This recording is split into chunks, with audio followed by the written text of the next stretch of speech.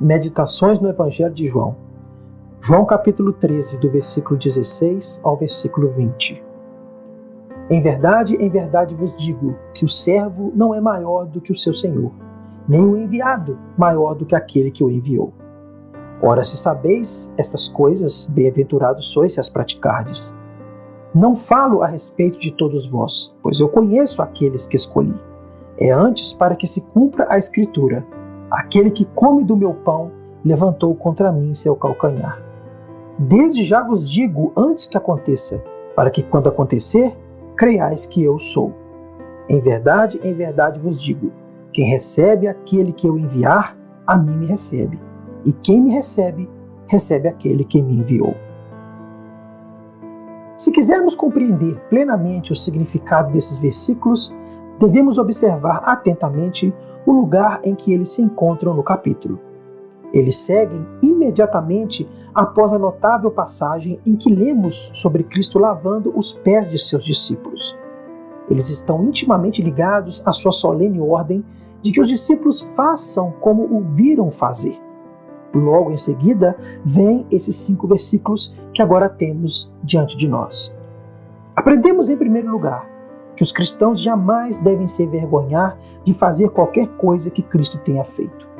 Nós lemos: em verdade vos digo, o servo não é maior do que o seu senhor, nem o enviado maior do que aquele que o enviou. Não há dúvida de que o olhar onisciente de nosso Senhor percebeu na mente dos apóstolos uma crescente relutância em realizar tarefas tão humildes quanto aquelas que acabavam de vê-lo fazer.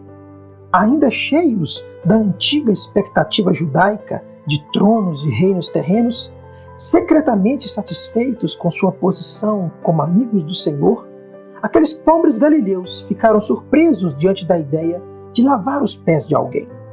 Não conseguiam admitir que o serviço do Messias envolvesse um trabalho assim. Ainda não conseguiam compreender a grande verdade de que a verdadeira grandeza cristã consiste em fazer o bem aos outros.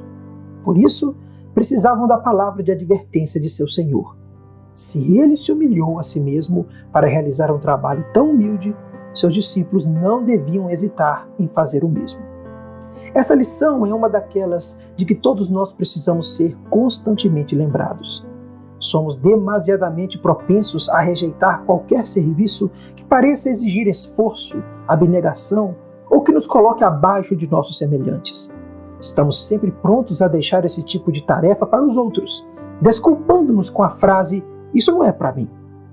Quando sentimentos assim surgirem em nós, será bom lembrarmos tanto as palavras quanto o exemplo de nosso Senhor nesse texto. Nunca devemos pensar que é indigno de nós demonstrar bondade para com os mais simples. Nunca devemos reter a nossa mão porque o alvo de nossa bondade é alguém ingrato ou indigno. Não foi essa a disposição daquele que lavou os pés de Judas Iscariotes, assim como lavou os de Pedro. Quem não pode descer a esse ponto para seguir o exemplo de Cristo dá pouca evidência de possuir um verdadeiro amor e uma verdadeira humildade. Aprendemos, em segundo lugar, a inutilidade do conhecimento religioso quando não é acompanhado pela prática. Lemos assim: se sabeis estas coisas, bem-aventurados sois se as praticardes. Parece como se nosso Senhor quisesse advertir seus discípulos de que jamais seriam realmente felizes em seu serviço se contentassem com o conhecimento puramente intelectual do dever, sem viverem de acordo com o que sabiam. É uma lição que merece constante lembrança de todos que professam o nome de Cristo. Nada é mais comum do que ouvir pessoas dizerem sobre doutrina ou sobre dever: nós sabemos sobre isso, nós conhecemos isso, mas contudo, tais pessoas continuam paradas na incredulidade e na desobediência. Elas parecem imaginar que há algo relevante em possuir conhecimento, mesmo quando ele não produz fruto no coração, no caráter ou na vida. Contudo, a verdade é exatamente o oposto. Saber o que devemos ser, o que devemos crer e o que devemos fazer, e mesmo assim permanecermos indiferentes a esse conhecimento, apenas aumenta a nossa culpa aos olhos de Deus. Saber que os cristãos devem ser humildes e amorosos e ainda assim permanecer orgulhosos e egoístas apenas nos afundará mais, a menos que nos despertemos. e nos arrependamos. Em suma, a prática é a própria vida da religião. Tiago escreveu em sua carta, no capítulo 4, versículo 17, aquele, pois, que sabe fazer o bem e não o faz, comete pecado. É claro que não devemos desprezar o conhecimento. Ele é, em certo sentido, o início da vida cristã na alma. Enquanto nada soubermos sobre o pecado, sobre Deus, sobre Cristo, sobre a graça, sobre o arrependimento, sobre a fé ou sobre a consciência, não somos melhores que os pagãos. Mas também não devemos superestimar o valor do conhecimento. Ele é totalmente inútil se não produzir resultados em nossa conduta, se não influenciar nossa vida, se não mover nossa vontade. Na verdade, conhecimento sem prática não nos coloca acima do nível do diabo. Ele mesmo pôde dizer a Jesus: bem sei quem és, o Santo de Deus. E Tiago declara em sua carta: os demônios creem e tremem. Satanás conhece a verdade, mas não tem vontade de obedecê-la. E por isso é um miserável. Quem deseja ser feliz no serviço de Cristo deve não apenas saber, mas também fazer. Aprendemos, em terceiro lugar, que Cristo possui conhecimento perfeito de todos os seus discípulos. Ele distingue perfeitamente entre a profissão falsa e a graça verdadeira. A igreja pode ser enganada e considerar como apóstolos homens que, na verdade, não passam de irmãos de Judas Iscariotes. Mas Jesus nunca é enganado, pois ele lê os corações. Aqui, ele declara com ênfase peculiar: eu conheço aqueles que eu escolhi. Esse perfeito conhecimento do Senhor Jesus é uma verdade solene e com dois aspectos. Para o hipócrita, ela deve causar terror e levá-lo ao arrependimento.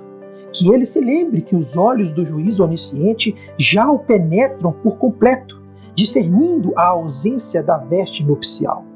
Se não quiser ser envergonhado diante de todos os mundos reunidos, que abandone sua falsa profissão e confesse seu pecado antes que seja tarde demais. Contudo, para os crentes verdadeiros, essa mesma verdade é cheia de conforto.